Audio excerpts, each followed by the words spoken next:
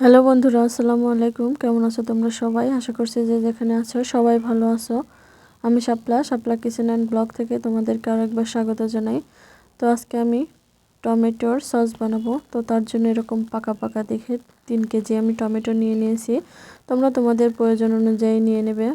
তো আমি এভাবে টমেটোগুলোকে কেটে নেব। এই যে মধ্যের এই শীষটা মানে সাদা অংশটা কিন্তু ফেলে দিতে হবে। এই যে এভাবে আমি এটাকে একটু ছোট ছোট করে কেটে নিচ্ছি, তাহলে তাড়াতাড়ি সিদ্ধ হয়ে যাবে। আর আমি কিভাবে সারা বছর এই টমেটোর সসটা সংরক্ষণ করি আজকে সেটাও দেখিয়ে দেব। তো ফুল ভিডিও দেখতে থাকো। আর এ পর্যন্ত এসে ভিডিওতে যারা লাইক দাওনি তারা একটা লাইক দিয়ে দিও। তো আমি সবগুলো টমেটো এইভাবে কেটে নিয়েছি। আর এখানে নিয়ে নিয়েছি আমি তেঁতুলের পাল্প। তেঁতুলটাকে আমি 4-5 ঘন্টা ভিজিয়ে রেখে তারপর এভাবে স্ট্রেনারে সেকে পাল্প বের করে নিয়েছি। আর এই যে কড়াতে আমি টমেটোগুলো দিয়ে দিলাম। এখানে আমার 3 কেজি পরিমাণ টমেটো আছে, আপনারা আপনাদের প্রয়োজন অনুসারে নিয়ে নেবেন। দিয়ে দিচ্ছি স্বাদ অনুযায়ী লবণ। এবারে দিয়ে দিব রসুন, আর দিয়ে দিব 5-6টা লং এবং 5-6টা গোলমরিচ। দিয়ে দিব আদা বাটা। এগুলো আমি একটু নেড়েচেড়ে মিশিয়ে নিচ্ছি। এখানে বড় সাইজের 3টা রসুন ব্যবহার করেছি। আর আপনারা চাইলে কিন্তু এখানে পেঁয়াজটাও দিতে পারেন, কিন্তু আমি সসে সবসময় পেঁয়াজটা দিই না, কারণ পেঁয়াজ দিলে সসটা তাড়াতাড়ি নষ্ট হয়ে যায়। আর আমি যেহেতু 1 বছর এই টমেটো সসটা সংরক্ষণ করব, তার জন্য পেঁয়াজটা ব্যবহার করিনি। তো তোমরা যদি অল্প দিনের জন্য সসটা বানাতে চাও তাহলে পেঁয়াজ ব্যবহার করতে পারো। তো এখন ঢাকনা দিয়ে ঢেকে দিব। কিছুক্ষণ এভাবে রান্না করব সিদ্ধ না হওয়া পর্যন্ত। এই যে দেখো আমার টমেটোটা কিন্তু সিদ্ধ হয়ে এসেছে। আর আমি মাঝে মাঝে ঢাকনা তুলে একটু নেড়েচেড়ে দিয়েছিলাম, না হলে নিচটায় লেগে যাবে। আর এখানে কিন্তু আমি এক্সট্রা কোনো পানি ব্যবহার করি নাই। আমি যখন টমেটোটা ধুয়েছিলাম, সেই ধোয়ার পানিটুকু কিন্তু আমি শুকিয়ে তারপরে টমেটোটা কেটেছিলাম। এক্সট্রা কোনো পানি এখানে দেওয়া যাবে না।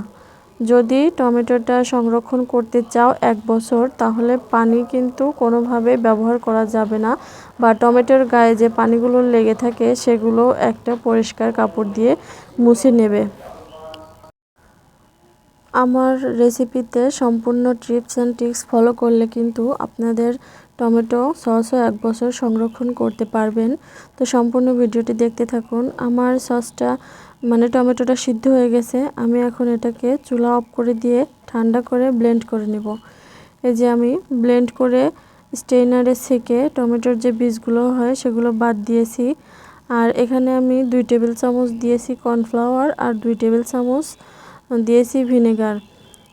এটা একটু গুলিয়ে আমি ওর মধ্যে দিয়ে দিব। এই যে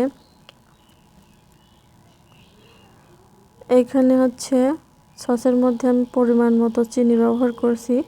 চিনিটা আপনারা আপনাদের স্বাদ অনুযায়ী দিয়ে দেবেন। আমি এখানে 1 কাপ চিনি ব্যবহার করেছি। আর ভিনেগারটাও দিয়ে দিলাম।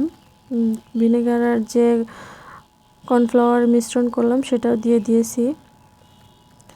দিয়ে একটু মিশিয়ে দিচ্ছি। এখন এর মধ্যে আমি তেঁতুলের পাল্প দিব। তবে তেঁতুলের পাল্পের মধ্যে 1 চা চামচ মরিচ আর মরিচের গুঁড়া আর লবণ দিয়েছি।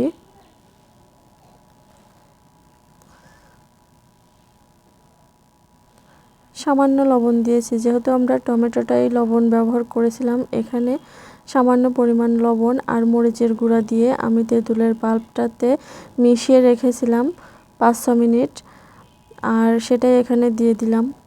আর ঝালটা আপনারা আপনাদের টেস্ট অনুযায়ী নেবেন, যেহেতু বাচ্চারা সস খায় সেই অনুযায়ী নিয়ে নেবেন। এখানে কিন্তু আমি কোনো ফুড কালার ইউজ করিনি। তো আপনারা যদি চান তাহলে ফুড কালার ইউজ করতে পারেন। আমার টমেটোটার রঙই সুন্দর ছিল, যার জন্য আমার ফুড কালার ইউজ করতে হয়নি। তো আমি এখন একটু দেখে নেব যে আমার সসটা রেডি হয়েছে কিনা। এই দেখুন নিচে পানি পড়ে আসছে, মানে সসের যে একটা রস সেটা এখনও শুকাতে বাকি আছে। আমি আর একটু জ্বালিয়ে নেব। যেহেতু কর্নফ্লাওয়ার দিছি, এটা কিন্তু বেশি জাল দেওয়ার প্রয়োজন নেই, এমনিতেই ঘন হয়ে আসবে। 7 থেকে 8 মিনিট রান্না করলেই হয়ে যাবে। এই যে এখন কিন্তু পড়ছে না, অতএব বুঝতে হবে আমার টমেটোর সসটা হয়ে গেছে।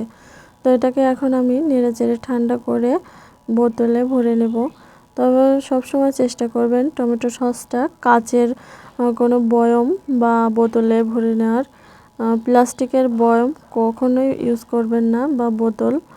সবসময় এটা কাচের জিনিসে ব্যবহার করবেন। এই যে আমি একটা এরকম বয়াম নিয়েছি, এখন এটাকে ঢেলে নিব। আর সম্পূর্ণ ঠান্ডা হয়ে যাওয়ার পরে কিন্তু এটা বয়ামে ঢেলে নেবেন। আশা করছি আজকের রেসিপিটা আপনাদের ভালো লেগেছে। আর যদি রেসিপি ভালো লেগে থাকে অবশ্যই একটা লাইক, কমেন্ট এবং শেয়ার করে দেবেন। আর আমার চ্যানেলে নতুন ভিজিট করলে চ্যানেলটাকে সাবস্ক্রাইব করে পাশে থাকা বেল বাটনটি অন করে দেবেন, যাতে পরবর্তীতে কোনো ভিডিও আপলোড করলে নোটিফিকেশন আপনাদের কাছে পৌঁছে যায়। তো আজকের মতো এখানে বিদায় নিচ্ছি। চলে আসব অন্য কোনো দিন অন্য কোনো রেসিপি নিয়ে। ততক্ষণ সবাই সুস্থ থাকবেন। সবাইকে আসসালামু আলাইকুম।